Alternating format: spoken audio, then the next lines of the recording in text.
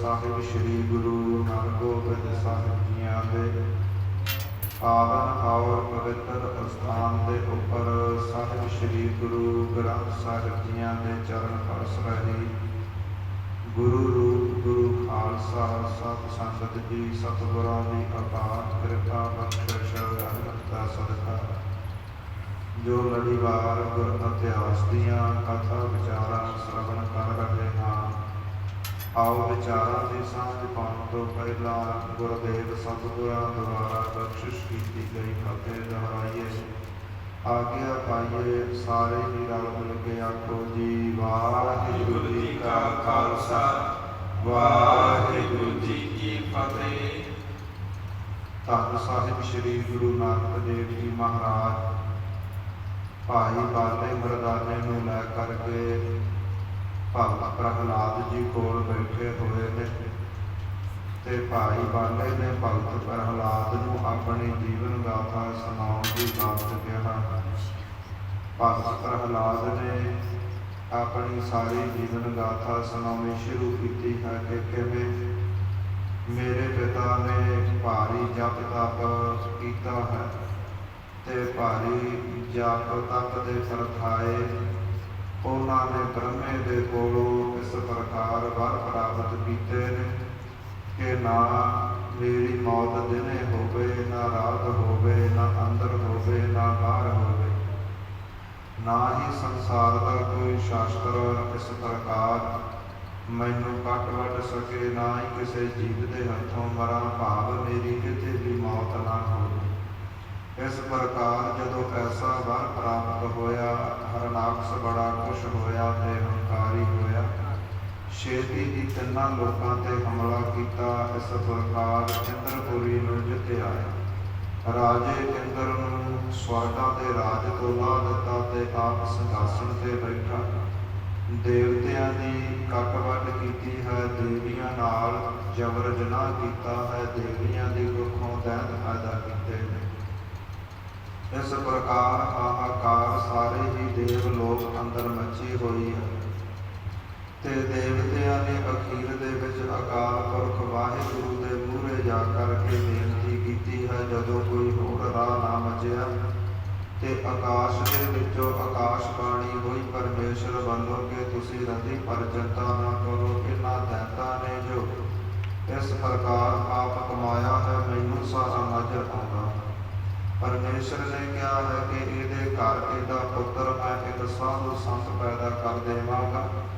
ਜਦੋਂ ਇਹ ਆਪਣੇ ਪੁੱਤਰ ਨਾਲ ਝਗੜਾ ਕਰੇਗਾ ਤੇ ਮੈਂ ਉਸ ਸਮੇਂ ਪ੍ਰਗਟ ਹੋਵਾਂਗਾ ਤੇ ਇਹਨੂੰ ਛੇਤੀ ਮਾਰ ਦੇਵਾਂਗਾ। ਇਸ ਪ੍ਰਕਾਰ ਸਾਰੇ ਦੇਵਤੇ ਲੋਕ ਚਿੰਤਾ ਤੋਂ ਰਹਿਤ ਹੋ ਕਰਕੇ ਪਰਮੇਸ਼ਰ ਦੀ ਭਗਤੀ ਕਰਨ ਲੱਗੇ ਨੇ ਕਿ ਹੁਣ ਪਰਮੇਸ਼ਰ ਆਵੇਗਾ ਤੇ ਇਸ ਦੇ ਪਾਪਾਂ ਦਾ ਨਾਸ਼ ਕਰੇਗਾ। ਇੱਥੋਂ ਤੱਕ ਕੱਲ ਦੀ ਸੰਗਤ ਦੀ ਕਥਾ ਵਿਚਾਰ ਆਈ ਸੀ। ਆਓ ਜਿਸ ਪ੍ਰਕਾਰ ਆਉਣ ਵਾਲਾ ਇਤਿਹਾਸ ਆਉਂਦਾ ਹੈ, ਮਨ ਚਿੱਤ ਬਿਰਤੀਆਂ ਇਕਾਗਰ ਕਰੀਏ, ਸਤਿਗੁਰਾਂ ਦਾ ਪਵਿੱਤਰ ਇਤਿਹਾਸ ਸ਼ਰਵਣ ਕਰੀਏ ਜੀ। ਸਤਨਾਮ ਸ੍ਰੀ ਵਾਹਿਗੁਰੂ ਸਾਹਿਬ ਜੀਓ। ਦੋਹਰਾ ਸ੍ਰੀ ਗੁਰੂ ਪਾਕ ਸੋਭਾ ਵਿਮਲ। ਕਵੀ ਸੰਤੋਖ ਸਿੰਘ ਜੀ ਅਧਿਆਇ ਦੀ ਆਰੰਭਤਾ ਦੇ ਉੱਪਰ ਸਾਹਿਬ ਸ੍ਰੀ ਗੁਰੂ ਨਾਨਕ ਦੇਵ ਜੀਆਂ ਦੇ ਚਰਨਾਂ ਦਾ ਮੰਗਲ ਕਰਦੇ ਨੇ। ਉਹ ਆਸਰਾ ਲੈਂਦੇ ਹੋਏ ਆਰੰਭਤਾ ਵੇਲੇ ਆਖਦੇ ਨੇ, ਸ੍ਰੀ ਗੁਰੂ ਪਾਕ ਸੋਭਾ ਵਿਮਲ, ਕਿ ਸਾਹਿਬ ਸ੍ਰੀ ਗੁਰੂ ਨਾਨਕ ਦੇਵ ਜੀਆਂ ਦੇ ਜੋ ਚਰਨਾਂ ਦੀ ਸੋਭਾ ਹੈ ਉਹ ਬੜੀ ਉਜਲ ਹੈ। ਕਾਰ ਉਰਕੋ ਲੰਕਾਰ। ਮੇਰੇ ਸਰੋਤਾ ਜਨੋ, ਇਤਿਹਾਸ ਕਥਾ ਕੀਰਤਨ ਸੁਣਨ ਵਾਲੇ ਸਤ ਸੰਗਿਓ, ਪਰਮੇਸ਼ਰ ਦੀ ਜੋ ਧੰਨ ਸਾਹਿਬ ਸ੍ਰੀ ਗੁਰੂ ਨਾਨਕ ਦੇਵ ਜੀਆਂ ਦੇ ਚਰਨਾਂ ਦੀ ਸੋਭਾ ਰੂਪੀ ਜਿਹੜਾ ਹਾਰ ਹੈ ਉਹ ਆਪਣੇ ਹਿਰਦੇ ਵਿੱਚ ਪਾਉਣਾ ਕਰੋ ਜੀ। ਸਭ ਸੁੰਦਰਤਾ ਪਾਈ ਹੈ ਤੇ ਫਿਰ ਆਪ ਜੀ ਸੰਸਾਰ ਦੇ ਅੰਦਰ ਭਾਰੀ ਸੁੰਦਰਤਾ ਪ੍ਰਾਪਤ ਕਰੋਗੇ। ਦੁਵੇਂ ਲੋਕਨ ਸਤਕਾਰ। ਲੋਕ ਅਤੇ ਪਰਲੋਕ ਦੋਵਾਂ ਵਿੱਚ ਆਪ ਜੀਆਂ ਦੀ ਵਡਿਆਈ ਹੋਵੇਗੀ, ਮਾਨ ਸਤਕਾਰ ਵਧੇਗਾ। ਸ੍ਰੀ ਬਾਲਾ ਸੰਦਰਬਾਚ। ਸੰਧੂ ਗੋਤ ਨਾਲ ਸੰਬੰਧ ਰੱਖਣ ਵਾਲੇ ਭਾਈ ਬਾਲਾ ਜੀ ਇਸ ਪ੍ਰਕਾਰ ਭਗਤ ਪ੍ਰਹਲਾਦ ਦੀ ਅਗਲੀ ਕਥਾ ਖਡੂਰ ਸਾਹਿਬ ਦੀ ਧਰਤੀ ਉੱਪਰ ਸੁਣਾਉਂਦੇ ਨੇ। ਚੌਪਈ ਸੁਨੋ ਗੁਰੂ ਅੰਗਦ ਸੁਖ ਰਾਸਾ। ਇਹ ਸੁੱਖਾਂ ਦੇ ਘਰ ਸਾਹਿਬ ਸ੍ਰੀ ਗੁਰੂ ਅੰਗਦ ਦੇਵ ਜੀ ਆਉਣ ਵਾਲਾ ਇਤਿਹਾਸ ਸੁਣੋ ਜੀ। ਕੌਣ ਪ੍ਰਹਲਾਦ ਕਹਿਤ ਇਤਿਹਾਸਾ। ਤੇ ਭਗਤ ਪ੍ਰਹਲਾਦ ਨੇ ਅਗਲਾ ਇਤਿਹਾਸ ਇਸ ਪ੍ਰਕਾਰ ਸੁਣਾਉਣਾ ਸ਼ੁਰੂ ਕੀਤਾ ਹੈ। ਮੋਜ ਸਮੇਤ ਜਨਮੇ ਸੁਖਿਆਰਾ। ਭਗਤ ਪ੍ਰਹਲਾਦ ਜੀ ਕਹਿੰਦੇ, ਸਾਡੇ 4 ਭਰਾਵਾਂ ਦਾ ਜਨਮ ਹੋਇਆ। ਮੇਰਾ ਨਾਮ ਪ੍ਰਹਲਾਦ ਹੈ, ਇੱਕ ਦਾ ਨਾਮ ਸਹਲਾਦ ਹੈ, ਅਹਲਾਦ ਹੈ, ਹਰਲਾਦ ਹੈ। ਅਸੀਂ 4 ਭਰਾ ਇਸ ਪ੍ਰਕਾਰ ਜਦੋਂ ਹਰਨਾਕਸ਼ ਦੇ ਘਰ ਜੰਮੇ ਹਾਂ। ਕੰਚਨ ਬਾਪਾ ਬਾਹਰਖ ਅਪਾਰਾ। ਤੇ ਕੰਚਨ ਦੀ ਦੇਹੀ ਵਾਲਾ ਹਰਨਾਕਸ਼ 4 ਪੁੱਤਰਾਂ ਦਾ ਪਿਤਾ ਬਣ ਕੇ ਬੜਾ ਸੁਖ ਪਾਉਂਦਾ ਹੈ, ਬੜਾ ਖੁਸ਼ ਹੋਇਆ ਹੈ। ਗੋਬਰ ਕਰੁਣਾ ਨਾਰਦ ਕੀਨੀ। ਤੇ ਭਗਤ ਪ੍ਰਹਲਾਦ ਕਹਿੰਦਾ, ਮੇਰੇ ਉੱਪਰ ਜਿਹੜੀ ਕਿਰਪਾ ਨਾਰਦ ਮੁਨੀ ਨੇ ਅਪਾਰ ਕੀਤੀ। ਕਿਉਂਕਿ ਸੰਗਤ ਜੀ ਇਹ ਇਤਿਹਾਸ ਭਾਵੇਂ ਅੱਗੇ ਆਵੇਗਾ, ਜਿਸ ਸਮੇਂ ਇੰਦਰ ਰਾਜੇ ਨੇ ਇਸ ਪ੍ਰਕਾਰ ਹਰਨਾਕਸ਼ ਉੱਪਰ ਦੇਵਤਿਆਂ ਨੂੰ ਲੈ ਕੇ ਹਮਲਾ ਬੋਲਿਆ ਹੈ ਤੇ ਸਾਰੇ ਇੰਦਰ ਨੇ ਇਸ ਪ੍ਰਕਾਰ ਜਦੋਂ ਦੇਵਤਿਆਂ ਨੂੰ ਲੈ ਕੇ ਹਰਨਾਕਸ਼ ਉੱਪਰ ਹਮਲਾ ਕੀਤਾ ਤੇ ਹਰਨਾਕਸ਼ ਦੇ ਨਾਲ ਜਿਹੜੇ ਦੈਂਤ ਸਨ ਸਾਰੇ ਹੀ ਭੱਜ ਗਏ ਸਨ।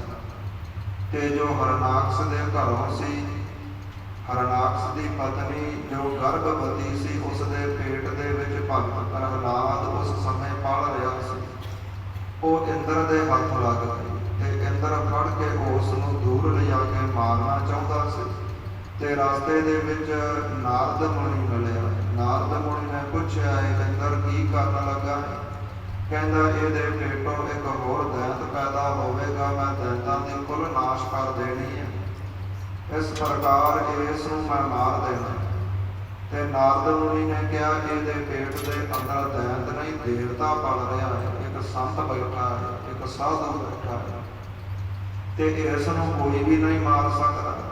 ਇਹ ਸੁਣ ਕਰਕੇ ਇੰਦਰ ਨੇ ਇੱਕ ਸੰਤਾਂ ਦੀ ਕੁਟੀਆ ਦੇ ਵਿੱਚ, ਸਾਧੂ ਦੀ ਕੁਟੀਆ ਦੇ ਵਿੱਚ ਹਰਨਾਕਸ਼ ਦੇ ਘਰ ਵਾਲੀ ਨੂੰ ਛੱਡ ਦਿੱਤਾ ਸੀ।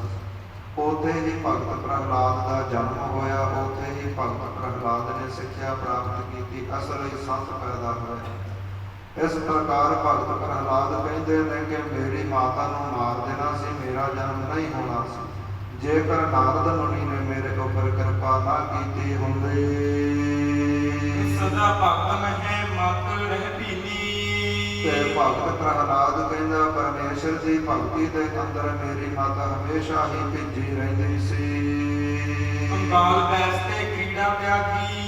ਤੇ ਬਚਪਨ ਵਿੱਚ ਹੀ ਮੈਂ ਬੱਚਿਆਂ ਵਾਲੀਆਂ ਖੇਡਾਂ ਤਿਆਗ ਦਿੱਤੀਆਂ ਸਨ, ਛੱਡ ਦਿੱਤੀਆਂ ਸਨ। ਹਰ ਕੇ ਚਰਨ ਕਮਲ ਮਤ ਭਾਗੀ। ਤੇ ਹਰੀ ਪਰਮੇਸ਼ਰ ਦੇ ਚਰਨਾਂ ਦੇ ਵਿੱਚ ਮੇਰੀ ਲਿਵ ਲੱਗੀ ਰਹਿੰਦੀ ਸੀ। ਬੈਠਤ ਉਠਤ ਸੋਵਤ ਜਾਗਤ। ਭਾਵੇਂ ਮੈਂ ਬੈਠਦਾ ਸੀ, ਉੱਠਦਾ ਸੀ, ਸੌਂਦਾ ਸੀ, ਜਾਗਦਾ ਸੀ। ਸਿਮਰਨ ਨਾਮ ਵਿਖੇ ਅਨੁਰਾਗਤ।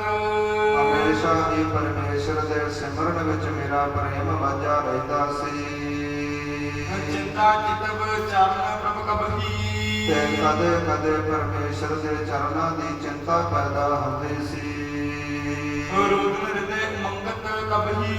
ਤੇ ਕਦੇ ਬੈਰਾਗ ਦੇ ਵਿੱਚ ਆ ਕਰਕੇ ਇਸ ਪ੍ਰਕਾਰ ਮੈਂ ਰੋਣ ਲੱਗਦਾ ਸੀ। ਕਬ ਚਿੰਤਾ ਤਾਜ ਗੁਣਨ ਸਿਮਰ ਤੇ ਕੇ। ਕਦੇ ਕਦੇ ਸਾਰੀਆਂ ਚਿੰਤਾਵਾਂ ਨੂੰ ਛੱਡ ਕਰਕੇ ਪਰਮੇਸ਼ਰ ਦਾ ਸਿਮਰਨ ਕਰਦਾ ਸੀ। ਹਸਤ ਭਇਓ ਔਰ ਹਰਖ ਸੋ ਧਰ ਕੇ।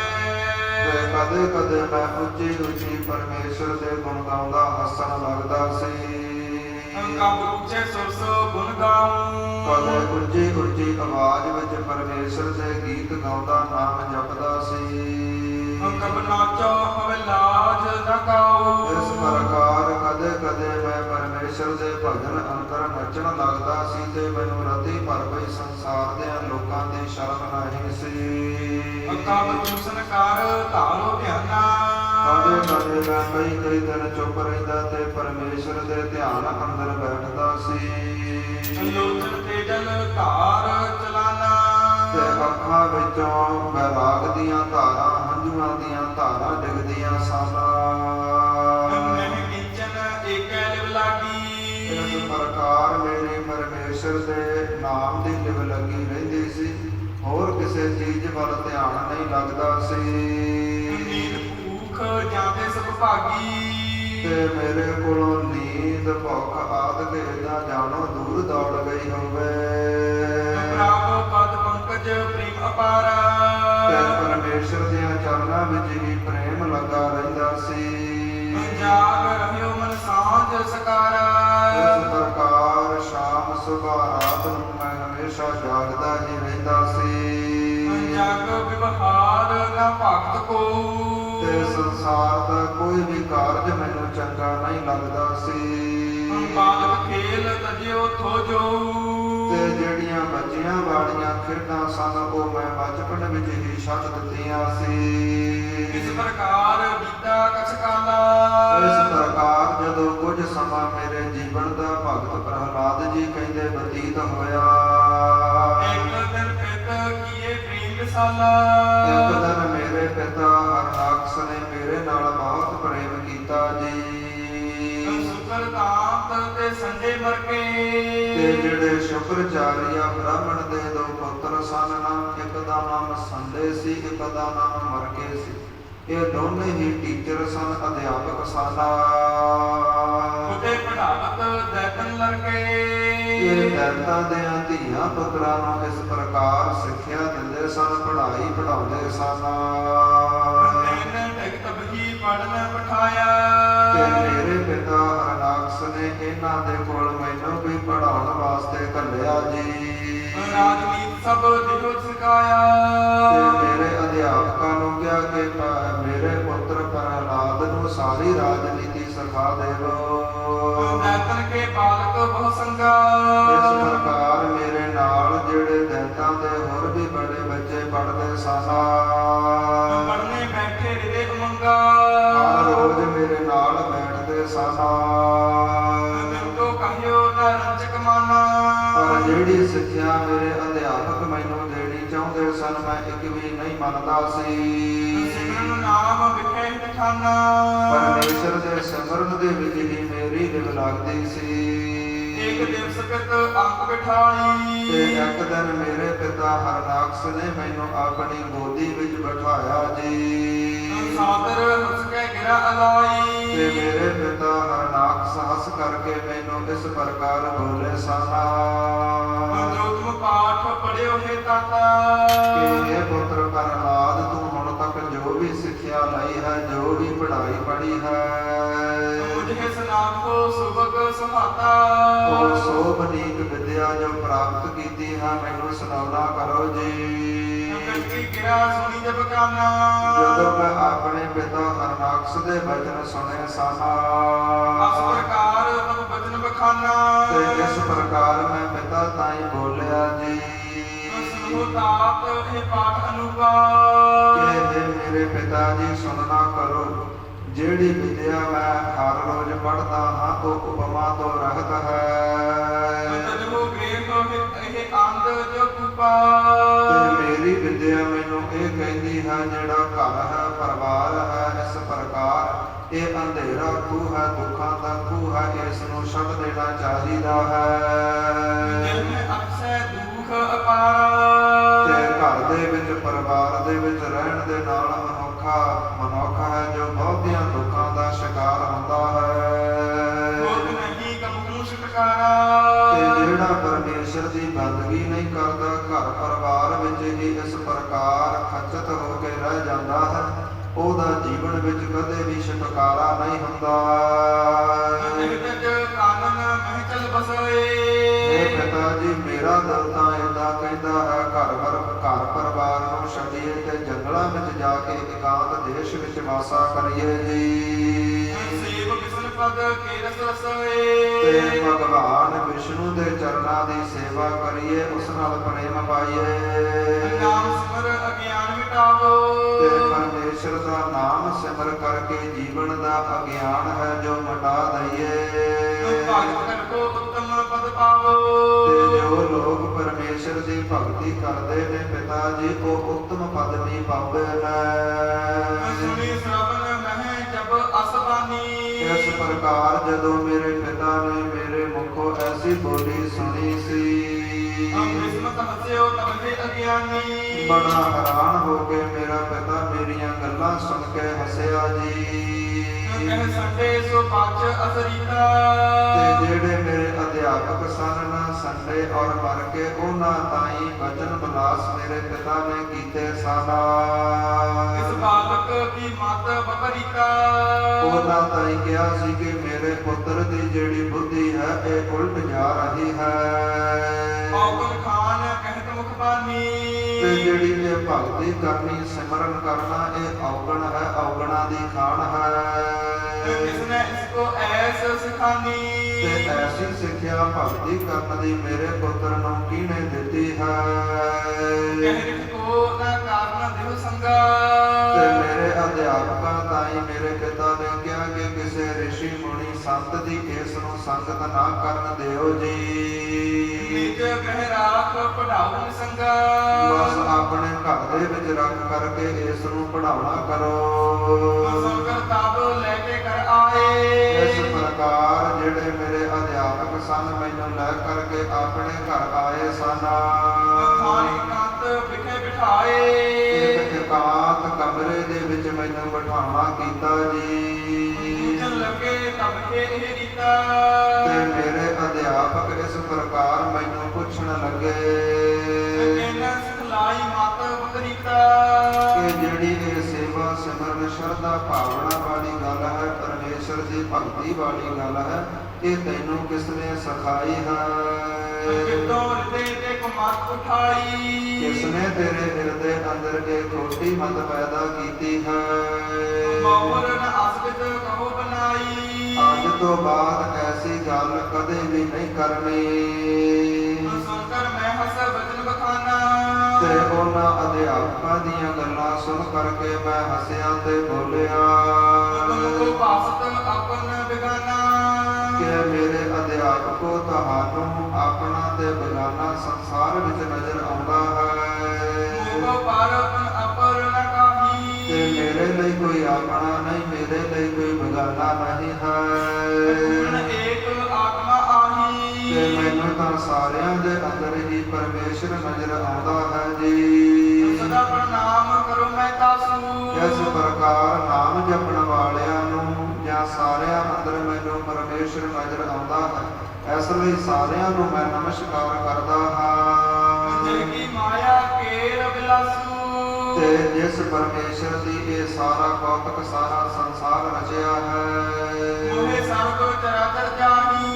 ਇਸ ਲਈ ਮੈਨੂੰ ਇਹ ਸਰਬ ਚਰਾਚਰ ਜਾਹੀ, ਜਿਹੜੇ ਜੜ ਔਰ ਚੇਤਨ ਸਰੂਪ ਹਨ, ਭਾਵੇਂ ਪਹਾੜ ਹਨ ਤੇ ਭਾਵੇਂ ਮਨੁੱਖ ਹਨ, ਮੈਨੂੰ ਸਾਰਿਆਂ ਦੇ ਵਿੱਚ ਹੀ ਇੱਕ ਪਰਮੇਸ਼ਰ ਨਜ਼ਰ ਆਉਂਦਾ ਹੈ।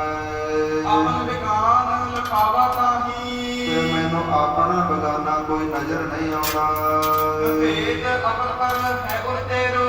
ਤੇ ਤੁਹਾਡੇ ਹਿਰਦਿਆਂ ਵਿੱਚ ਆਪਣੇ ਬਗਾਨੇ ਦਾ ਭੇਦ ਹੈ। ਭੇਦ ਬਹੁਤ ਕਛ ਨਹਿ ਹੈ ਮੋਰੇ।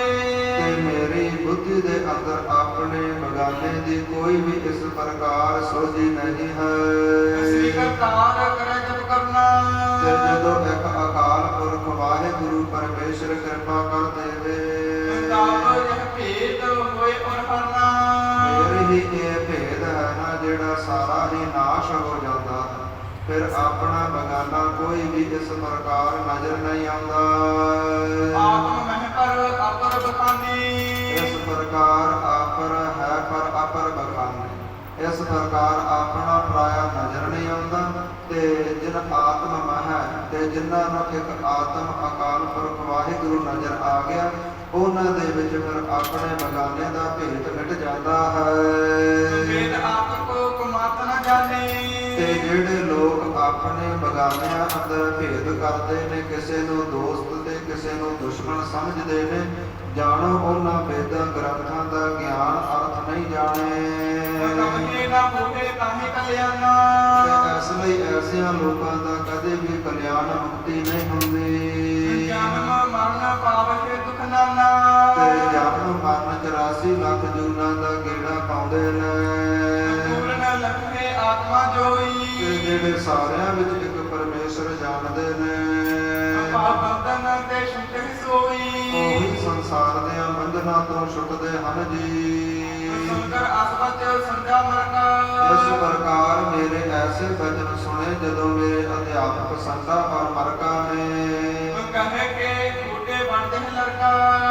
ਤੇ ਮੈਨੂੰ ਕਹਿਣ ਲੱਗੇ, ਬੜੀ ਖੋਟੀ ਬੁੱਧੀ ਵਾਲਾ ਇਹ ਹਰਨਾਕਸ਼ ਦਾ ਪੁੱਤਰ ਹੈ। ਜੈਤਨ ਕੁਲ ਕਾਨਨ ਕੀ ਨਿਆਈ। ਤੇ ਜਿਹੜੀ ਦੈਤਾਂ ਦੀ ਕੁੱਲ ਹੈ, ਪਰਿਵਾਰ ਹੈ, ਇਹ ਤਾਂ ਇੱਕ ਜੰਗਲ ਵਰਗਾ ਹੈ। ਵਿਸ਼ਨ ਪਠਾਰ ਸਮਾਨ ਨਸਾਈ। ਤੇ ਜਿਹੜਾ ਵਿਸ਼ਨੂੰ ਹੈ ਉਹ ਕੁਹਾੜੇ ਵਰਗਾ ਹੈ।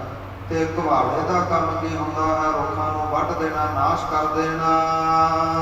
ਬਿਨ ਦੰਦੇ ਜੋ ਅਹੈ ਕਠੋਰਾ। ਇਸ ਪ੍ਰਕਾਰ ਜਿਵੇਂ ਬਿਨਾਂ ਡੰਡੇ ਤੋਂ ਕੁਹਾੜਾ ਹੋਵੇ ਨਾ, ਹੁਣ ਤੱਕ ਤਾਂ ਵਿਸ਼ਨੂੰ ਐਸਾ ਸੀ। ਕਾਟਨ ਸਖੇ ਬਿਪਟ ਨਿਰਧਾਰਾ। ਜਿਵੇਂ ਬਿਨਾਂ ਹੱਥ ਤੋਂ ਬਿਨਾਂ ਡੰਡੇ ਤੋਂ ਇਸ ਪ੍ਰਕਾਰ ਕੁਹਾੜਾ ਕੱਟ ਨਹੀਂ ਸਕਦਾ।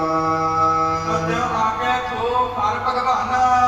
ਤੇ ਇਹਦੇ ਆਉਣ ਤੋਂ ਪਹਿਲਾਂ ਤਾਂ ਵਿਸ਼ਨੂੰ ਐਸਾ ਸੀ, ਭਗਵਾਨ ਐਸਾ ਸੀ। ਆਪ ਇਹ ਹੋਇਓ ਦੰਦ ਸਮਾਨਾ।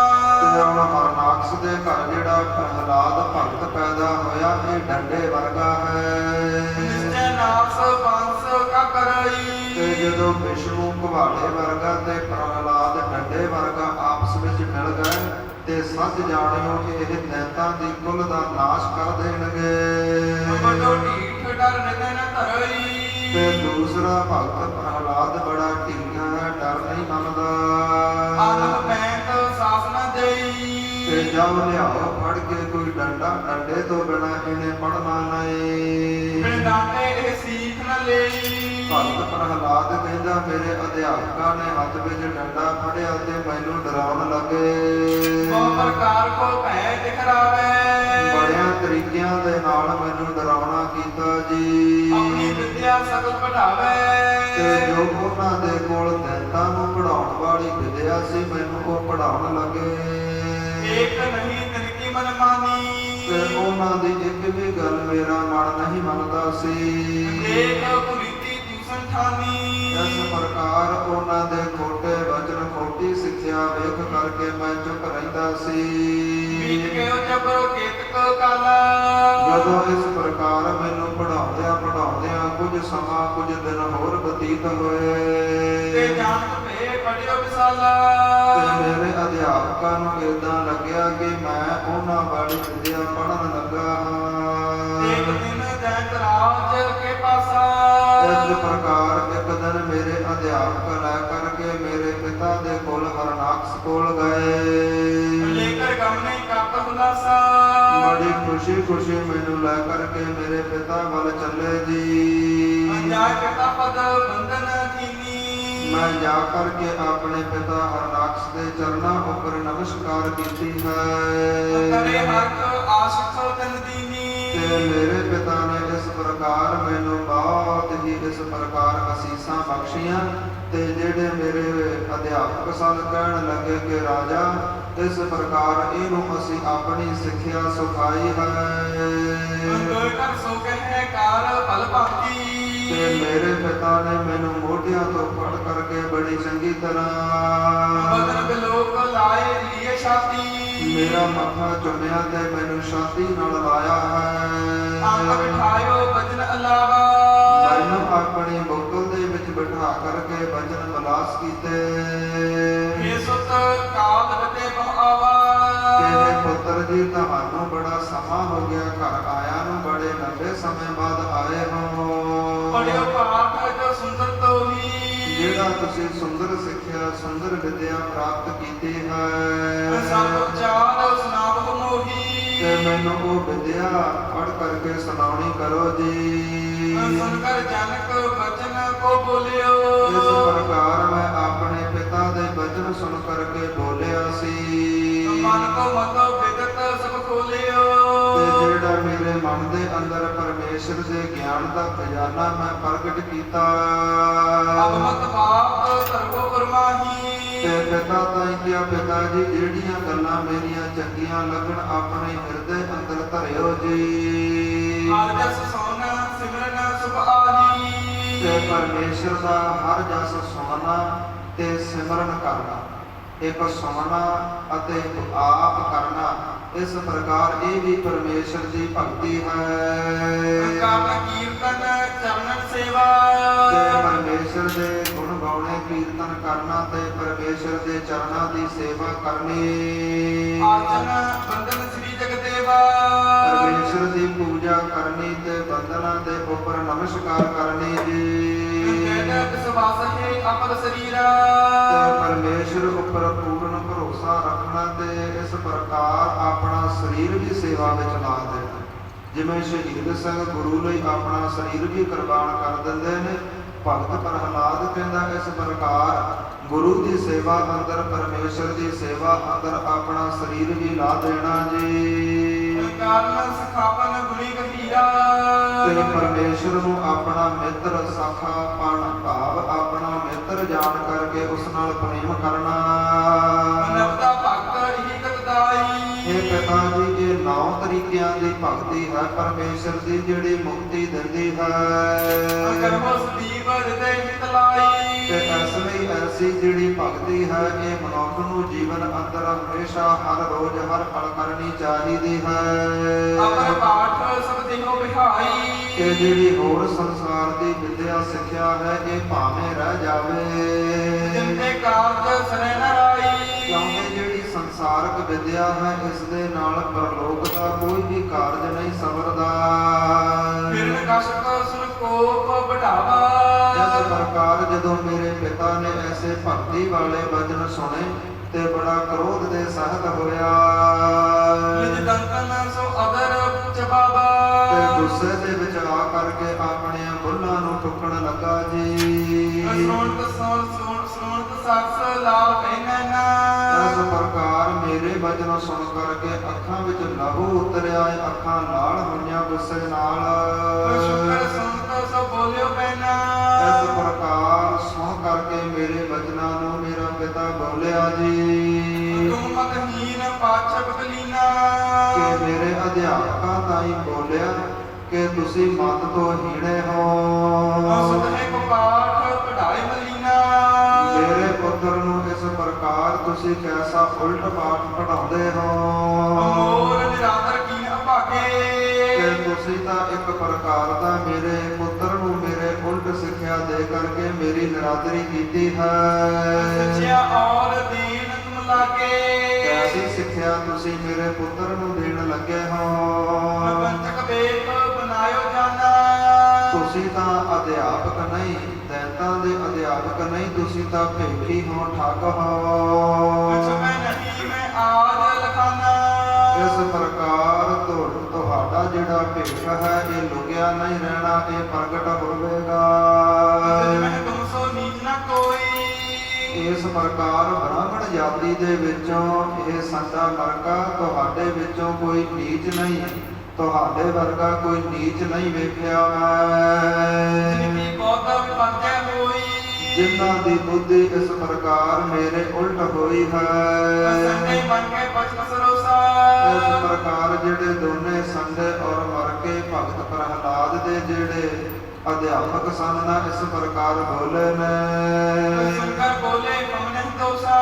ਕਹਿਣ ਲੱਗੇ ਹਰਨਾਕਸ ਇਹਦੇ ਵਿੱਚ ਸਾਡਾ ਰੱਤੀ ਪਰ ਵੀ ਦੋਸ਼ ਨਹੀਂ। ਇਸ ਪ੍ਰਕਾਰ ਕੋ ਹਮ ਨਾ ਪੜਾਵਾ। ਤੇਰੇ ਪੁੱਤਰ ਨੂੰ ਪਰਮੇਸ਼ਰ ਦੀ ਐਸੀ ਸਿੱਖਿਆ ਅਸੀਂ ਨਹੀਂ ਦਿੱਤੀ। ਅਮਰ ਨ ਕੋ ਆਨ ਸਿਖਾਵਾ। ਤੇ ਹੋਰ ਕਿਸੇ ਨੇ ਵੀ ਇਹਨੂੰ ਆਗੇ ਨਹੀਂ ਸਿਖਾਇਆ, ਸਾਡੀ ਨਿਗਾਹ ਵਿੱਚ ਰਿਹਾ ਹੈ। ਸਹਿਜ ਸੁਭਾਇਕ ਤਾਪ ਸੁਤ ਐਸੇ। ਛੋਟੇ ਸਦ ਹੀ ਜਨਮ ਤੋਂ ਲੈ ਕਰਕੇ ਹੀ ਤੇਰਾ ਪੁੱਤਰ ਪਰਮੇਸ਼ਰ ਦਾ ਭਗਤ ਹੈ, ਏਦਾਂ ਦਾ ਹੈ। ਨੀਕ ਮਤ ਭਗਤ ਅਬ ਜੈਸੇ। ਇਸ ਪ੍ਰਕਾਰ ਜਿਹੜੀ ਇਹਨੇ ਖੋਟੀ ਮਤ ਪ੍ਰਾਪਤ ਕੀਤੀ ਹੈ ਜਨਮ ਤੋਂ ਹੀ ਇਹਦੇ ਕੋਲ ਹੈ।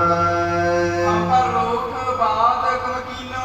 ਇਸ ਲਈ ਸਾਡੇ ਉੱਪਰ ਗੁੱਸਾ ਨਾ ਕਰੋ ਜੀ। ਨਿਤ ਤੋ ਹਿਰਦੇ ਤੁਮ ਚੀਨੋ। ਤੇਰਾ ਪੁੱਤਰ ਹੀ ਔਗਣਾ ਦਾ ਭਰਿਆ ਹੈ, ਇਸ ਲਈ ਜਾਣ ਲਵੋ। ਹਿਰਨ ਕਸਪ ਮੁਝ ਔਰ ਨਿਹਾਰਾ। ਤੇ ਮੇਰੇ ਪਿਤਾ ਹਰਨਾਕਸ ਨੇ ਭਗਤ ਪ੍ਰਹਲਾਦ ਕਹਿੰਦਾ ਮੇਰੇ ਵੱਲ ਵੇਖਿਆ ਹੈ। ਮੁਝਸੋ ਐਸੇ ਬਚਨ ਉਚਾਰਾ। ਤੇ ਗੁੱਸੇ ਦੇ ਵਿੱਚ ਆ ਕਰਕੇ ਐਸੇ ਬਚਨ ਕੀਤੇ ਜੀ। ਇਹ ਸੁਤ ਗੌਰ ਨਹਿ ਤੋਹੇ ਪੜਾਈ। ਕਿ हे ਪੁੱਤਰ ਜੀ ਐਸੀ ਸਿੱਖਿਆ ਤੁਹਾਨੂੰ ਤੁਹਾਡੇ ਗੁਰੂ ਅਧਿਆਪਕਾਂ ਨੇ ਨਹੀਂ ਦਿੱਤੀ। ਕਹਿ ਕੋਟੀ ਮਤ ਦੀਨੀ ਸਿਖਾਈ। ਤੇ ਕਿਸ ਨੇ ਇਹ ਖੋਟੀ ਮਤ ਤੁਹਾਨੂੰ ਸਿਖਾਈ ਹੈ। ਸੁਣ ਮੈਂ ਕਹਿਤ ਸੋ ਬਚਨ ਬਖਾਨਾ। ਇਸ ਪ੍ਰਕਾਰ ਮੈਂ ਪਿਤਾ ਦੇ ਬਚਨ ਸੁਣ ਕੇ ਭਗਤ ਪ੍ਰਹਲਾਦ ਜੀ ਕਹਿੰਦੇ ਬੋਲਿਆ ਜੀ। ਕੋ ਦਾਤ ਸੰਤਾਪ ਮਹਾਨਾ। ਕਿ हे ਪਿਤਾ ਜੀ ਤੁਹਾਡੇ ਅੰਦਰ ਜਿਹੜਾ ਬਹੁਤ ਵੱਡਾ ਔਗਣ ਹੈ, ਸੰਤਾਪ ਹੈ, ਮਹਾਨ ਹੈ। ਦੇਖੇ ਵਾਸਨਾ ਬਸਕਰ ਜੋ। ਉਹ ਤਾਂ ਏਦਾਂ ਹੈ ਪਿਤਾ ਜੀ, ਤੁਹਾਨੂੰ ਕੀ ਸਮਝਾਵਾਂ। ਏਦਾਂ ਜਾਣ ਲਵੋ ਜਿਵੇਂ ਕੋਈ ਬੰਦਾ ਵਿਸ਼ੇ ਵਿਕਾਰਾਂ ਦੇ ਵਿੱਚ ਫਸਿਆ ਹੋਵੇ। ਦੇਖ ਸੁਮੰਤ ਨਹਿ ਮਾਨਸੋ। ਉਹਨੂੰ ਜਿੰਨਾ ਮਰਜ਼ੀ ਸਮਝਾ ਲਈਏ ਕਿ ਚੋਰੀ ਜਾਰੀ ਝੂਠ ਨਾ ਕਮਾ, ਧਰਮ ਵਿੱਚ ਮਰਿਆਦਾ ਵਿੱਚ ਪਰਪੱਕ ਰਹਿ, ਪਰ ਉਹ ਇੱਕ ਵੀ ਗੱਲ ਨਹੀਂ ਸੁਣਦਾ। ਕੋਟ ਹਾਥ ਸਮਝਾਏ ਤੇ ਕਾਸੂ। ਕਰੋੜ ਤਰੀਕਿਆਂ ਦੇ ਨਾਲ ਕਰੋੜਾਂ ਵਾਰ ਉਸ ਨੂੰ ਸਮਝਾ ਲਈਏ ਜੇ। ਬੇਮੁਖ ਹਿਰਦੇ ਨ ਆਨਹਿ ਕਾਸੂ। ਤੇ ਜਿਹੜੇ ਗੁਰੂ ਤੋਂ ਧਰਮ ਤੋਂ ਬੇਮੁਖ ਹੁੰਦੇ ਹਨ ਉਹਨਾਂ ਦੇ ਹਿਰਦੇ ਅੰਦਰ ਐਸਾ ਉਪਦੇਸ਼ ਪੈਦਾ ਨਹੀਂ ਹੁੰਦਾ। ਮਾਨ ਸਰੋਵਰ ਵਾਸ ਸੁਖਾਰਾ। ਤੇ ਜਿਵੇਂ ਕਿਤੇ ਸਮਝਾ ਦਈਏ ਕਿ ਜਿਹੜਾ ਮਾਨ ਸਰੋਵਰ ਹੈ ਜਿੱਥੇ ਹੰਸ ਰਹਿੰਦੇ ਨੇ ਉੱਥੇ ਰਹਿਣਾ ਬੜਾ ਸੁਖੀ ਹੈ। ਕਰਮ ਮੁਕਤਾ ਕੇਰ ਅਖਾਰਾ। ਤੇ ਮਾਨ ਸਰੋਵਰ ਦੇ ਰਹਿਣ ਵਾਲਾ ਜਿਹੜਾ ਹੰਸ ਹੈ ਮੋਤੀਆਂ ਨੂੰ ਚੁਗਦਾ ਹੈ, ਭੋਜਨ ਕਰਦਾ ਹੈ। ਮਾਇਸ ਸੀਖ ਨਾ ਮਾਨਹਿ ਕਬਹੀ। ਜਿੰਨਾ ਮਰਜ਼ੀ ਕਾਂ ਨੂੰ ਸਮਝਾ ਲਈਏ ਕਿ ਕਾਵਾਂ ਤੂੰ ਵੀ ਜਾ ਕੇ ਮਾਨ ਸਰੋਵਰ ਦੇ ਵਸ, ਇਸ ਪ੍ਰਕਾਰ ਹੀਰੇ ਮੋਤੀ ਚੁਗ ਕਰਕੇ ਆਪਣਾ ਭੋਜਨ ਕਰ, ਪਰ ਕਾਂ ਨਹੀਂ ਮੰਨਦਾ। ਇਹ ਉਤਮ ਗੁਣ ਹੋਵਹਿ ਸਭੀ। ਜਿੰਨੇ ਮਰਜ਼ੀ ਉਤਮ ਗੁਣ ਮਾਨ ਸਰੋਵਰ ਦੇ ਦੱਸ ਲਈਏ, ਨਾਹੀ ਰੰਗ ਦੁਰਗੰਧ ਹੈ ਮਾਹੀ। ਪਰ ਜਿਹੜੀ ਕਾਂ ਦੀ ਸੋਚ ਹੈ, ਕਾਂ ਦਾ ਭੋਜਨ ਹੈ ਗੰਦਗੀ ਖਾਣਾ, ਤੇ ਕਾਂ ਦੀ ਬਿਰਤੀ ਹਮੇਸ਼ਾ ਇਸ ਪ੍ਰਕਾਰ ਗੰਦ ਦੇ ਵਿੱਚ ਹੀ ਭਿੱਜੀ ਰਹਿੰਦੀ ਹੈ। ਭਗਤ ਸੀਖ ਲੈ ਨਾਹੀ। ਇਸ ਲਈ ਜਿਹੜੀ ਪਰਮੇਸ਼ਰ ਦੀ ਭਗਤੀ ਦੀ ਸਿੱਖਿਆ ਹੈ ਉਹ ਆਮ ਲੋਕ ਨਹੀਂ ਲੈਂਦੇ। ਬੰਧਨ ਪਰੇ ਜਗਤ ਕੇ ਭਾਰੀ। ਤੇ ਫਿਰ ਸੰਸਾਰ ਦੇ ਜਿਹੜੇ ਬੰਧਨ ਹਨ ਉਹਨਾਂ ਨੂੰ ਭਾਰੀ ਪੈਂਦੇ ਨੇ। ਸ਼ੁਕਨ ਏਕ ਉਪਾਇ ਵਿਚਾਰੀ। ਤੇ ਇਸ ਪ੍ਰਕਾਰ ਇੱਕੋ ਇੱਕ ਉਪਚਾਰ ਹੈ ਇਹਨਾਂ ਬੰਧਨਾਂ ਤੋਂ ਛੁੱਟਣ ਦਾ। ਸੰਸਾਰ ਹੈ ਸਤਿਗੁਰ ਉਪਦੇਸਾ, ਜਿਹੜਾ ਗੁਰੂ ਹੈ, ਗੁਰੂ ਦਾ ਉਪਦੇਸ਼ ਹੈ, ਗੁਰ ਇਤਿਹਾਸ ਹੈ, ਗੁਰੂ ਦੇ ਉਪਦੇਸ਼ ਨੂੰ ਆਪਣੇ ਹਿਰਦੇ ਅੰਦਰ ਮਨੁੱਖ ਧਾਰਨ ਕਰੇ ਜੀ। ਕੋਮਰ ਨ ਰਹੇ ਦੁੱਖ ਕੋ ਲੈਸਾ, ਤੇ ਗੁਰੂ ਦਾ ਉਪਦੇਸ਼ ਲੈਣ ਦੇ ਨਾਲ, ਅੰਮ੍ਰਿਤ ਦੀ ਦਾਤ ਲੈਣ ਦੇ ਨਾਲ ਜਿਹੜੇ ਜਨਮਾਂ ਮਰਨਾਂ ਦੇ ਦੁੱਖ ਰਹਿ ਨਹੀਂ ਜਾਂਦੇ। ਤਨ ਆਖੀ ਜੇ ਗੋਰ ਜਗ ਮਾਹੀ, ਬੰਦਾ ਜੀਵਨ ਅੰਦਰ ਜਿੰਨਾ ਮਰਜੀ ਧਨਾੜ ਹੋਵੇ, ਉੱਚੇ ਅਹੁਦੇ ਤੇ ਭਾਵੇਂ ਹੋਵੇ ਜੀ, ਆਤਮ ਗਿਆਨ ਹਿਰਦੇ ਮਹਿ ਨਾਹੀ। ਪਰ ਜੇਕਰ ਪਰਮੇਸ਼ਰ ਦਾ ਗਿਆਨ, ਪਰਮੇਸ਼ਰ ਦੀ ਦਾਤ ਉਸ ਦੇ ਕੋਲ ਨਹੀਂ ਹੈ, ਦਿਲ ਦੇ ਪੰਥ ਨਾ ਸੁਝੇ ਕੈਸੇ, ਤੇ ਉਹ ਕਦੇ ਵੀ ਜੀਵਨ ਅੰਦਰ ਧਰਮ ਨਹੀਂ ਕਮਾ ਸਕਦਾ, ਧਰਮ ਦੇ ਰਸਤੇ ਤੇ ਨਹੀਂ ਚੱਲ ਸਕਦਾ ਜੀ। ਅੰਦਾ ਆਗੂ ਅੰਦਰ ਜੈਸੇ, ਪਿਤਾ ਜੀ ਜਿਵੇਂ ਕਿਸੇ ਮਨੁੱਖਾਂ ਦਾ ਕੋਈ ਆਗੂ ਅੰਧਾ ਹੋਵੇ, ਅੰਨਾ ਹੋਵੇ, ਜਾਣ ਕੇ ਸੋ ਗਾਤਮ ਜਾਰੀ। ਇਸ ਪ੍ਰਕਾਰ ਉਹ ਆਗੂ ਵੀ ਮੂਹਰੇ ਤੁਰਦਾ ਤੁਰਦਾ ਖੂਹ ਵਿੱਚ ਡਿੱਗਦਾ ਹੈ, ਤੇ ਜਿਹੜੇ ਉਹਦੇ ਪਿੱਛੇ ਲੱਗੇ ਹੁੰਦੇ ਨੇ ਉਹ ਵੀ ਉਹਦੀ ਰੀਸ ਨਾਲ ਖੂਹ ਵਿੱਚ ਛਾਲਾ ਮਾਰਦੇ ਨੇ। ਜੋ ਤਹ ਪਾਛੇ ਗ੍ਰਹਿ ਸੰਗਾਰੀ, ਤੇ ਜਿਹੜੇ ਪਿੱਛੇ ਚੱਲਣ ਵਾਲੇ ਹੁੰਦੇ ਨੇ ਅੰਨੇ ਆਗੂ ਦੇ, ਉਹ ਵੀ ਡਿੱਗਦੇ ਨੇ। ਏ ਪਿਤ ਕਿਉਂ ਨਾ ਭਜੇ ਪ੍ਰਭ ਚਰਨਾ, हे ਪਿਤਾ ਜੀ, ਤੁਸੀਂ ਮੇਰੀ ਗੱਲ ਕਿਉਂ ਨਹੀਂ ਮੰਨਦੇ, ਕਿਉਂ ਨਹੀਂ ਪਰਮੇਸ਼ਰ ਦੀ ਭਗਤੀ ਕਰਦੇ? ਅਬੈ ਹੈ ਜਨਮ ਮਰਨ ਕੋ ਹਰਨਾ, ਤੇ ਪਰਮੇਸ਼ਰ ਦੀ ਭਗਤੀ ਕਰਨ ਦੇ ਨਾਲ ਜਿਹੜੇ ਜਨਮ ਮਰਨ ਦੇ ਦੁੱਖ ਹਨ ਇਹ ਨਾਸ਼ ਹੁੰਦੇ ਨੇ। ਸੰਤ ਸਾਧ ਸੁਤੈਨੂੰ, ਇਸ ਪ੍ਰਕਾਰ ਜਿਹੜੀ ਸਤ ਸੰਗਤ ਕਰਨੀ ਹੈ ਨਾ ਆ ਕਰਕੇ ਗੁਰੂ ਦੇ ਚਰਨਾਂ ਪਾਸ, ਉਹ ਤਾਂ ਕਾਮ ਧੇਨ ਗਊ ਵਰਗੀ ਹੈ, ਸਾਰੀਆਂ ਇਛਾਵਾਂ ਪੂਰੀ ਕਰਦੀ ਹੈ। ਸਿਰ ਪਰ ਧਾਰ ਸੰਤਨ ਪਦਰੇ ਨੂੰ, ਤੇ ਜਿਹੜੇ ਨਾਮ ਜਪਣ ਵਾਲੇ ਲੋਕ ਹਨ ਉਹਨਾਂ ਦੇ ਚਰਨਾਂ ਦੀ ਧੂੜੀ ਜੇਕਰ ਮੱਥੇ ਨੂੰ ਲਾ ਲਈਏ, ਕਰਜੇ ਹੈ ਭਵ ਸਾਗਰ ਭਵਤੂਰੀ, ਤੇ ਜਿਹੜਾ ਸੰਸਾਰ ਸਮੁੰਦਰ ਹੈ ਇਹ ਤੋਂ ਪਾਰ ਹੋ ਜਾਈਦਾ ਹੈ। ਪਾਏ ਪਰਮਗਤ ਸਭ ਵਿਦਰੂਰੀ, ਤੇ ਉੱਚੀ ਪਦਵੀ ਪ੍ਰਾਪਤ ਹੁੰਦੀ ਹੈ। ਦੈਤ ਰਾਜ ਸੁਨ ਕ੍ਰੋਧ ਬਸਿਖਾ, ਭਗਤ ਪ੍ਰਹਲਾਦ ਜੀ ਕਹਿਣ ਲੱਗੇ ਜਦੋਂ ਐਸੇ ਵਚਨ ਮੇਰੇ ਪਿਤਾ ਨੇ ਸੁਣੇ ਹਨ, ਕੰਪਨ ਤਨ ਪਾ ਆਵਣ ਵੇਖਾ, ਗੁੱਸੇ ਦੇ ਵਿੱਚ ਆ ਕਰਕੇ ਸਰੀਰ ਕੰਬਣ ਲੱਗਾ, ਅੱਖਾਂ ਲਾਲ ਹੋਈਆਂ ਤਿਰਛੇ ਨੇ। ਕੀਨ ਭਿਆਨਕ ਨੈਣਾ, ਟੇਢੀ ਨਿਗਾਹ ਦੇ ਨਾਲ, ਟੇਢੀਆਂ ਅੱਖਾਂ ਦੇ ਨਾਲ ਮੇਰੇ ਵੱਲ ਤੱਕਿਆ ਅਗਨ ਹੈ। ਕਾਜ ਕੈ ਬੋਲਿਓ ਪਹਿਲਾ, ਇਸ ਪ੍ਰਕਾਰ ਉੱਚੀ ਦਿਨੇ ਗਰਜ ਕੇ ਆਪਣੀ ਸਭਾ ਵਿੱਚ ਮੇਰਾ ਪਿਤਾ ਹਰਨਾਕਸ ਬੋਲਿਆ ਸੀ। ਅੰਗ ਵਿਖੇ ਤੇ ਦੀਨ ਬਗਾਈ, ਤੇ ਮੈਨੂੰ ਗੋਦੀ ਵਿੱਚ ਬੈਠੇ ਨੂੰ ਚਲਾ ਕੇ ਭੁੰਜੇ ਸੁੱਟਿਆ ਸੀ, ਵਗਾ ਕੇ ਮਾਰਿਆ ਸੀ। ਜਹ ਮਾਰੋ ਇਸ ਕੋ ਲੈ ਜਾਈ, ਜਾਓ ਇਸ ਨੂੰ ਲਿਜਾ ਕਰਕੇ ਕਿਤੇ ਮਾਰ ਦੇਵੋ। ਸੁਖ ਮਮ ਨਹੀਂ ਲਖੋ ਜੋ ਮਨ ਮੈਂ, ਤੇ ਸਾਰੇ ਇਸ ਪ੍ਰਕਾਰ ਇਲਾਕੇ ਵਿੱਚੋਂ ਦੱਸ ਦੇਵੋ ਕਿ ਪ੍ਰਹਲਾਦ ਅੱਜ ਤੋਂ ਮੇਰਾ ਪੁੱਤਰ ਨਹੀਂ ਹੈ। ਦੀਨ ਰੋਗ ਭਇਓ ਇਹ ਤਨ ਮੈਂ, ਜਦੋਂ ਕਿਸੇ ਸਰੀਰ ਦੇ ਅੰਗ ਨੂੰ ਕੈਂਸਰ ਵਰਗਾ ਕੋਈ ਡੂੰਘਾ ਰੋਗ ਲੱਗ ਜਾਵੇ, ਅੰਗ ਸਰੋਗ ਕਟੇ ਸੁਖ ਹੋਈ, ਇਸ ਪ੍ਰਕਾਰ ਉਸ ਅੰਗ ਨੂੰ ਕੱਟ ਦੇਣਾ ਚਾਹੀਦਾ ਹੈ ਤੇ ਫਿਰ ਮਨੁੱਖ ਸੁਖੀ ਹੁੰਦਾ ਮਨ ਹੈ। ਹੋ ਜਾਏ ਅਚਾਰਜ ਨਹੀਂ ਕੋਈ, ਤੇ ਹੈਰਾਨ ਨਾ ਹੋਵੋ, ਇਹ ਮੇਰੇ ਸਰੀਰ ਉੱਪਰ ਜਾਣੋ, ਮੇਰੇ ਪਰਿਵਾਰ ਤੇ ਇੱਕ ਜ਼ਖਮ ਹੈ ਭਗਤ ਪ੍ਰਹਲਾਦ, ਇਸ ਨੂੰ ਮਾਰ ਦੇਵੋ, ਹੈਰਾਨ ਨਾ ਹੋਵੋ। ਭਰਾਤਾ ਕੋ ਮਾਰਨ ਹਾਰੂ, ਕਿਉਂਕਿ ਜਿਸ ਨੇ ਮੇਰੇ ਭਰਾ ਦੀ ਇਸ ਪ੍ਰਕਾਰ ਹੱਤਿਆ ਕੀਤੀ ਸੀ, ਦੇਖੋ ਇਹ ਉਪਾਸਨ ਹੱਥ ਉਪਾਸਨ ਕਾਰੂ, ਤੇ ਉਸ ਵਿਸ਼ਨੂੰ ਦਾ ਇਹ ਭਗਤ ਨਿਕਲਿਆ ਹੈ। ਨਿਜ ਪਰਿਵਾਰ ਸਰਬ ਕੋ ਤਿਆਗੀ, ਇਹਨੇ ਸਾਡੇ ਪਰਿਵਾਰ ਦੀ ਸਾਰੀ ਮਰਿਆਦਾ ਛੱਡ ਦਿੱਤੀ ਕਿ ਦੇਵਤਿਆਂ ਦੇ ਨਾਲ, ਨਾਮ ਜਪਣ ਵਾਲਿਆਂ ਨਾਲ ਸਾਡੀ ਰੱਦੀ ਭਰ ਵੀ ਬਣਦੀ ਨਹੀਂ। ਭਇਓ ਇਸਨ ਚਰਨਨ ਅਨੁਰਾਗੀ, ਇਸ ਪ੍ਰਕਾਰ ਤੇ ਇਹ ਫੇਰ ਵੀ ਵਿਸ਼ਨੂੰ ਦਾ ਭਗਤ ਬਣਿਆ ਹੈ, ਪਰਮੇਸ਼ਰ ਦਾ ਭਗਤ ਬਣਿਆ ਹੈ।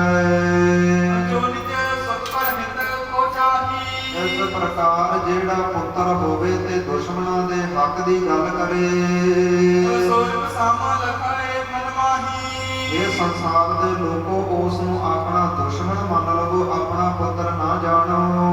ਜੋ ਪਾਸਤ ਆਪਣੋ ਹਿਤਕਾਰੀ, ਤੇ ਜਿਹੜਾ ਪੁੱਤਰ ਭਾਵੇਂ ਪਰਾਇਆਂ ਦਾ ਹੋਵੇ, ਗੁਆਂਢੀਆਂ ਦਾ ਹੋਵੇ, ਪਰ ਆਪਣੇ ਹੱਕ ਦੀ ਗੱਲ ਕਰੇ, ਪੁੱਤਰ ਸਮਾਨ ਜੈਸ ਭਾਰੀ, ਉਹਨੂੰ ਸੰਸਾਰ ਦੇ ਲੋਕੋ ਪੁੱਤਰ ਜਾਣ ਕੇ ਸੁਖ ਦੇਵੋ ਜੀ। ਇਸ ਪ੍ਰਕਾਰ ਸਮਝੋ ਮਨ ਮਾਹੀ, ਇਸ ਪ੍ਰਕਾਰ ਆਪਣੇ ਮਨਾਂ ਦੇ ਵਿੱਚ ਜਾਣ ਲਵੋ। ਮਾਰੋ ਵੇਖ ਪੁੱਤਰ ਮਮ ਨਾਹੀ, ਇਸ ਨੂੰ ਛੇਤੀ ਮਾਰ ਮਕਾਵੋ, ਇਹ ਅੱਜ ਤੋਂ ਮੇਰਾ ਪੁੱਤਰ ਨਹੀਂ ਹੈ।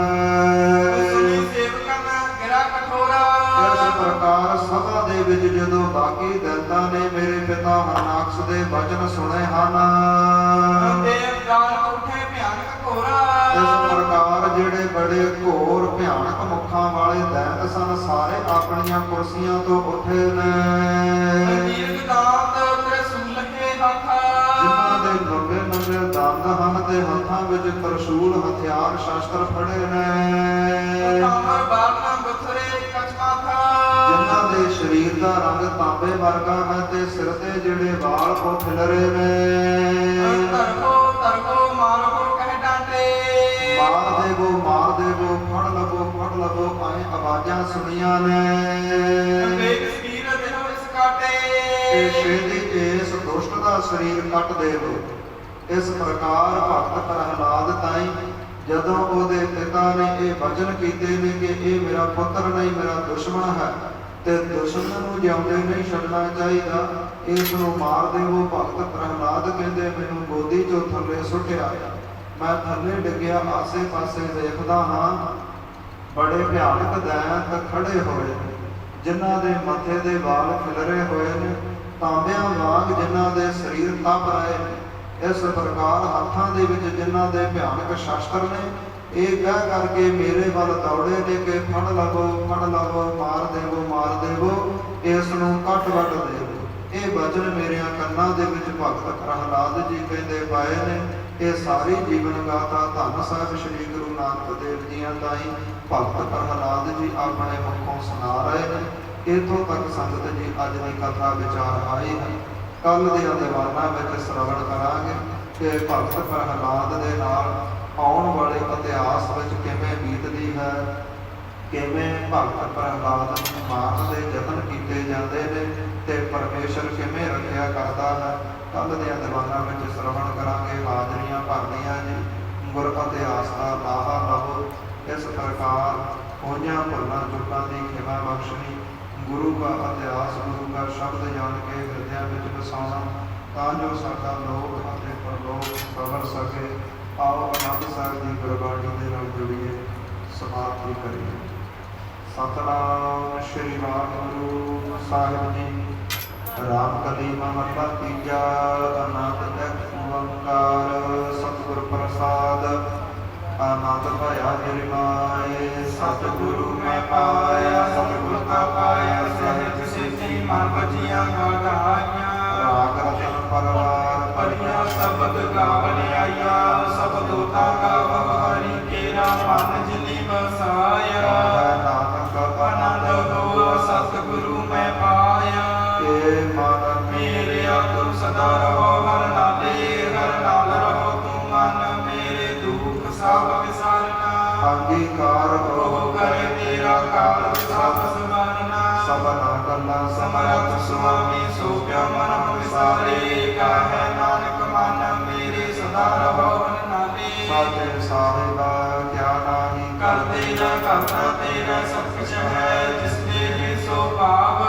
ਸਦਾ ਸਿਫਤ ਸਲਾਹ ਤੇਰੀ ਨਾਮ ਮਨ ਵਸਾਵੈ, ਨਾਮ ਜਿਨ ਕੈ ਮਨ ਵਸਿਆ ਬਾਜੇ ਸਬਦ ਕਬੀਰੇ। ਨਾਨਕ ਸੱਚੇ ਸਾਹਿਬ ਕਿਆ ਨਾਹੀ ਕਰਦੇ ਰਹਿ, ਸਾਚਾ ਨਾਮ ਮੇਰਾ ਆਧਾਰੋ, ਸਾਚ ਨਾਮ ਆਧਾਰ ਮੇਰਾ ਜਿਨ ਭੁੱਖਾਂ ਸਭ ਗਵਾਈਆਂ। ਕਰ ਸ਼ਾਂਤ ਸੁਖ ਮਨ ਆਏ ਵਸਿਆ, ਜਿਨ ਇੱਛਾ ਸਭ ਬੁਝਾਈਆਂ। ਸਦਾ ਕੁਰਬਾਨ ਕੀਤਾ ਗੁਰ ਬਿਟਹੁ, ਤਿਸ ਦੀਆਂ ਇਹ ਵਡਿਆਈਆਂ। ਨਾਨਕ ਸੁਣੋ ਸੰਤੋ ਸਭ ਧਰਮੋ ਪਿਆਰੋ, ਸਾਚਾ ਨਾਮ ਮੇਰਾ ਆਧਾਰੋ। ਵਾਜੇ ਪੰਜ ਸ਼ਬਦ ਤਤ ਘਰ ਸੁਭਾਗੈ, ਘਰ ਸੁਭਾਗੈ ਸ਼ਬਦ ਵਾਜੇ ਕਲਾ ਜਿਤ ਕਰ ਧਾਰਿਆ। ਪੰਜ ਦੂਤ ਤੁਧ ਵਸ ਕੀਤੇ, ਕਾਲ ਕੰਟਕ ਮਾਰਿਆ। ਤੁਧ ਕਰਮ ਪਾਇਆ ਤੁਧ ਜਿਨ ਕੋ ਸੇ ਨਾਮ ਹਰ ਕੈ ਲਾਗੇ। ਨਾਨਕ ਤੈ ਸੁਖ ਹੋਆ ਤਿਤ ਕਰ ਅਨਹਦ ਵਾਜੇ। ਆਨੰਦ ਸੁਖ ਹੋ ਵਡ ਭਾਗੀ ਹੋ, ਸਗਲ ਮਨੋਰਥ ਪੂਰੇ। ਪਾਰ ਬ੍ਰਹਮ ਪਾਇਆ ਉਤਰੇ ਸਗਲ ਵਿਸੂਰੇ। ਰੂਪ ਰੋਗ ਸੰਤਾਪ ਉਤਰੇ, ਸੁਣੀ ਸੱਚੀ ਬਾਣੀ ਸੰਤ ਸਾਜਨ ਭਏ ਭਏ ਸਭ ਸੇ ਪੂਰੇ ਗੁਰ ਤੇ ਜਾਣੀ ਸੁਣਤੇ ਪੁਨੀਤ ਕਹਿਤੇ ਪਵਿੱਤ ਸਤਿਗੁਰ ਰਹਾ ਭਰਪੂਰੇ ਬਿਨਵੰਤ ਨਾਨਕ ਗੁਰ ਚਰਨ ਲਾਗੇ ਵਾਜੇ ਅਨਹਦ ਤੁਰੇ ਸਲੋਕ ਪਵਨ ਗੁਰੂ ਪਾਣੀ ਪਿਤਾ ਮਾਤਾ ਧਰਤ ਮਹਤ ਦਿਵਸ ਰਾਤ ਦੁਇ ਦਾਈ ਦਾਇਆ ਖੇਲਾ ਸਗਲ ਜਗਤ ਚਲਿਆਇਆ ਵਰਿਆਇਆ ਵਾਚਾ ਧਰਮ ਹਦੂਰ ਕਰਨੀ ਆਪੋ ਆਪਣੀ